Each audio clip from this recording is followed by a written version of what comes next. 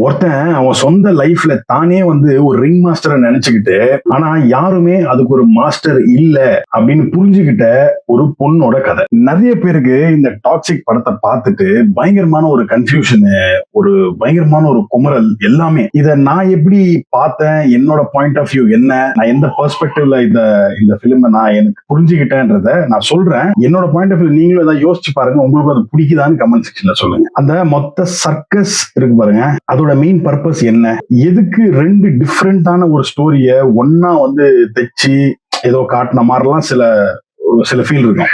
முதல்ல இந்த செட்டப், அந்த சர்க்கஸ் இருக்கு பாருங்க, அதாவது நாடியா, அதாவது கீரா அத்வானி ஒரு கேரக்டர், அவங்க அதுல ஒர்க் பண்ற பிளேஸ் மட்டும் இல்ல, அதுதான் அந்த மொத்த படத்தோட ஒரு மினியேச்சர் மாதிரி, கிட்டத்தட்ட ஒரு மெட்டஃபர் மாதிரி யூஸ் பண்றாங்க வச்சுங்களா. இப்ப நிறைய மாரி செல்வராஜோட படத்துல மெட்டஃபர் யூஸ் பண்ணிருப்பாரு. பைசன்ல அந்த காலமாடு, அப்புறம் பரியரும் பெருமாள் அந்த கருப்பி, அந்த நாய், இதெல்லாம் வச்சு ஒன்று பண்ணிருப்பாரு தெரியுமா. அந்த மாதிரிதான் இந்த சர்க்கஸ். எதுக்கு எதிராக கனெக்ட் பண்றேன்றீங்களா, இருங்க சொல்றேன். சர்க்கஸ் போயிருக்கிறவங்களுக்கு நல்லாவே தெரியும், ஒரு சர்க்கஸ்ல எல்லாமே கண்ட்ரோல் இருக்கிற மாதிரியே இருக்கும். அங்க இருக்கிற லைட்டிங், அங்க இருக்கிற மியூசிக், மேக்கப், பர்ஃபார்மன்ஸ், இந்த சர்க்கஸுக்கு நடுவுல ஒருத்தர் நின்னுட்டு மொத்தத்தையும் கண்ட்ரோல் வச்சிருப்பாரு, இந்த ரிங் மாஸ்டர். அவர் தான் எல்லாத்தையும் கண்ட்ரோல் பண்றதா சுத்தி இருக்கிற ஆடியன்ஸ் எல்லாருமே நம்ப வைப்பாங்கல்ல.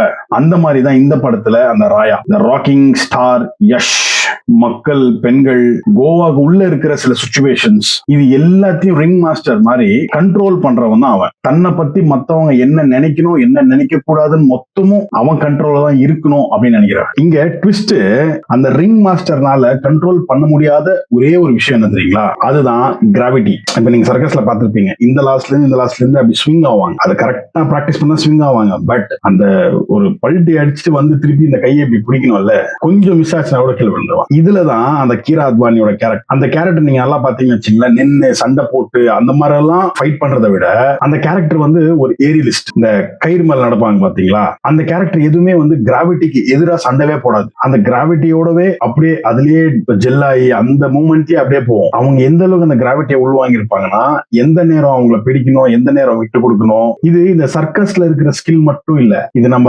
லைஃப்லயும், லவ்லயும், ஏன் ரிலேஷன்ஷிப்லயும் அதே மாதிரிதான். எங்க அந்த நிலைவு சுழிவு இருக்கணுமோ இருக்கணும். கொஞ்சம் இந்த எமோஷனல் கோரா அப்படி பார்த்தோம்னா, யாரா நம்மளுக்கு ரொம்ப முக்கியம் ஆயிட்டாங்கன்னு வச்சுங்களேன், அடுத்த நிமிஷமே நம்ம அவங்க கிட்ட கொஞ்சம் ரொம்ப கண்ட்ரோல் எடுக்க ஆரம்பிச்சிடும். இந்த ராயா மாதிரி இருக்கிற சில கேரக்டர்ஸ்க்கெல்லாம் இதெல்லாம் பங்கமா இருக்கும், பயங்கரமா இருக்கும். அதான் சோ கால்ட் இந்த ஆல்பா மேல் அப்படின்றாங்கல்ல, அதான் இந்த அனிமல்ல ரன்பீர் கபூர், அப்புறம் இவன் அர்ஜுன் ரெட்டி. அதனால இந்த பிலிம்ல ஒரு வார்த்தை சொல்லுவாங்க, கவனிச்சிருக்கீங்களா, love makes monster out of men. அந்த அளவுக்கு ஒரு பெரிய மான்ஸ்டரை பத்தியா அப்படின்னா அது இல்ல, அவங்களுக்கு இருக்கிற அந்த ஒரு பயம், அதாவது நம்மளோட கண்ட்ரோலை இழந்துருவோமோன்ற ஒரு பயம், மத்தவங்களுக்கு சப்ஸ்டியூட்டா மாறிடுவோமோன்ற ஒரு பயம், மத்தவங்களோட எக்ஸ்பெக்டேஷனோட இருக்க மாட்டோமோன்ற ஒரு பயம், இந்த மாதிரி வேரியஸ் பயம், இந்த மாதிரி நிறைய கலெக்டிவ்ஸ் ஆஃப் பயம் எல்லாம் சேர்ந்து அந்த கொடுக்குற அந்த அன்போட, அந்த லவ்வோட பெருசா வளர்ந்துருமோ. அதாவது இந்த எக்ஸ்ட்ரீம் லவ் பண்றவங்களோட ஒரு ஒரு நெக்ஸ்ட் பொசிஷன் என்னவா இருக்கும்னா, பொசசிவ்னஸோட பீக்கு போயிடுவாங்க. இந்த பொசசிவ்னஸோட பீக்கு போயிட்டாவே பயங்கர சிக்காயிடுவாங்க. நீங்க அது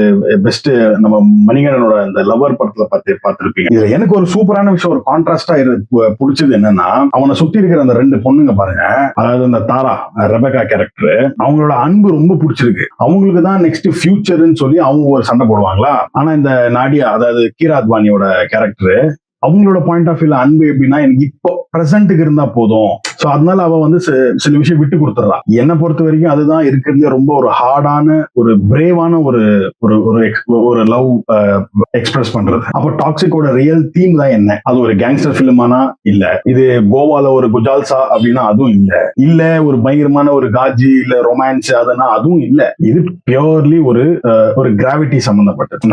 நான் பார்த்தது இந்த லவ், பயம், அந்த பாஸ்ட்ல நடந்தது, மத்தவங்களை ஹர்ட் பண்றோட நம்மளோட சாய்ஸ், அது இது எல்லாத்தையும் நம்மளால கண்ட்ரோல் பண்ண முடியாது இல்ல. ஒரு பர்ஃபார்மன்ஸை கண்ட்ரோல் பண்ணலாம், ஒரு இமேஜை கண்ட்ரோல் பண்ணலாம், ஆனா இந்த கிராவிட்டியை கண்ட்ரோல் பண்றது அவ்வளவு ஈஸி இல்ல. சோ நான் சொன்ன இந்த பெர்ஸ்பெக்டிவ்ல பாருங்க, நீங்க ஆல்ரெடி மூவி பார்த்திருந்தீங்கன்னா இந்த பாயிண்ட் ஆஃப் வியூ யோசிச்சு பாருங்க, இல்ல போகாதவங்களுக்கு இந்த வீடியோவை ஷேர் பண்ணி விடுங்க. ஏன்னா இப்ப யாருன்னா புதுசா பார்க்கும்போது இது ஒரு கேங்ஸ்டர் படமா பார்க்காம ஒருத்தன் அவன் சொந்த லைஃப்ல தானே வந்து ஒரு ரிங் மாஸ்டரை நினைச்சுக்கிட்டு ஆனா யாருமே அதுக்கு ஒரு மாஸ்டர் இல்ல அப்படின்னு புரிஞ்சுக்கிட்ட ஒரு பொண்ணோட கதை. இந்த ஆங்கிள் நீங்க யோசிச்சு பாத்தீங்கன்னா படம் வந்து ரைட்டிங் வைஸா இது யஷ் எழுதியிருக்கிறதா சொல்லப்படுது.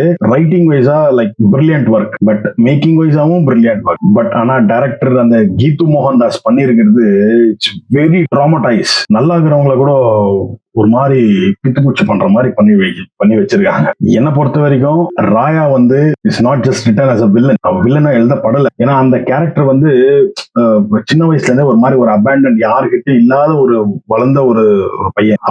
அவன் சின்ன வயசுல இருந்தே அவனுக்கு எப்படி வளர்ந்துருப்பான், என்ன கோத்ரூ பண்ணிருப்பானா, அன்பு காட்டுறது லவ் பண்றத வந்து கண்ட்ரோல்ல இருக்கணும், அதை நம்ம விட்டுறக்கூடாது, அந்த ஒரு இதுலயே இருப்பான். அந்த கண்ட்ரோலோட நான் ஃபர்ஸ்டே சொன்ன மாதிரி லவ்வோட ஓரளவு கண்ட்ரோல் ஓகே, இன்னும் கண்ட்ரோல்னா பொசிசிவ்னஸோட இன்னும் இருந்தீங்கன்னா தான் டாக்ஸிக். அதுக்கு தான் எனக்கு தெரிஞ்சு இதுக்கு டாக்ஸிக்னு வச்சு இது இந்த ஆங்கிள் புரிஞ்சுக்கிறதுக்கு கொஞ்சம் டைம் எடுக்கும். இது எப்படி எத்தனை பேர் எப்படி புரிஞ்சுக்க போறாங்கன்னு தெரியல. பட் எனிவேஸ், தேங்க்ஸ் ஃபார் வாட்சிங். See you on the next video. Bye.